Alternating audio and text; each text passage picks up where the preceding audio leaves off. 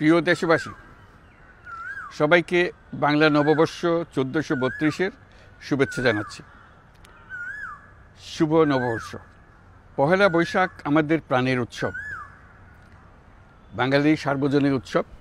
পুরো পৃথিবীতে যেখানে যেখানে বাঙালিরা আছেন, আজ আমাদের সবার আনন্দের দিন, বর্ষবরণের দিন। বাংলা সাল গণনা শুরু হয়েছিল কৃষিকাজের সুবিধার জন্য, ফসলি সন হিসেবে। এখনও এদেশের কৃষকরা বাংলা তারিখের হিসেবেই বীজ বোনেন, ফসল তোলেন। বাংলা নববর্ষের এক অবিচ্ছেদ্য অংশ হালখাতা।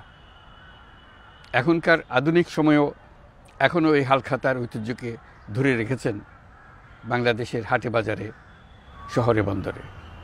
নববর্ষের বৈশাখী মেলায় বাংলাদেশের জেলায় জেলায় উদ্যোক্তারা সারা দেশে ঐতিহ্যবাহী শীতলপাটি, মাটির হাঁড়ি পাতিল, খেলনা, হাত পাখা ইত্যাদি তৈরি করে নিজেদের সৃজনশীলতাকে তুলে ধরেন এই দিনকে উপলক্ষ করে।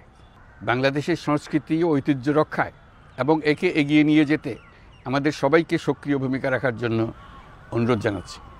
আমাদের এইসব ঐতিহ্য যেন আমাদের নিজেদের মধ্যে সীমাবদ্ধ না থাকে। আমাদের সংস্কৃতি যেন আমরা ছড়িয়ে দিতে পারি বিশ্বের দরবারে। বছরের এই দিনটিতেই আমরা সুযোগ পাই আমাদের সুদীর্ঘ ঐতিহ্যকে নতুনভাবে নতুন প্রজন্মের কাছে উৎসবমুখর পরিবেশে তুলে ধরতে এবং পৃথিবীর সামনেই তুলে ধরতে।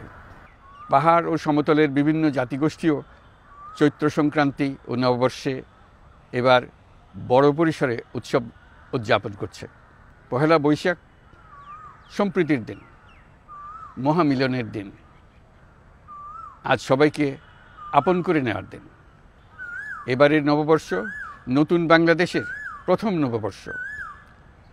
আসুন আমরা বিগত বছরগুলোর গ্লানি, দুঃখ, বেদনা, অসুন্দর ও অশুভকে ভুলে গিয়ে নতুন প্রত্যয়ে, নতুন উদ্যমে সামনের দিকে এগিয়ে চলুন নতুন বাংলাদেশ গড়ে তুলি। 24-এর গণ অভ্যুত্থান আমাদের সামনে বৈষম্যহীন বাংলাদেশ গড়ে তোলার সুযোগ এনে দিয়েছে। এই সুযোগ যেন আমরা না হারাই। বৈষম্যহীন বাংলাদেশ গড়াই হোক এবছর নববর্ষের আমাদের অঙ্গীকার। আমি নববর্ষের সকল আয়োজন ও উদ্যোগের সাফল্য কামনা করছি।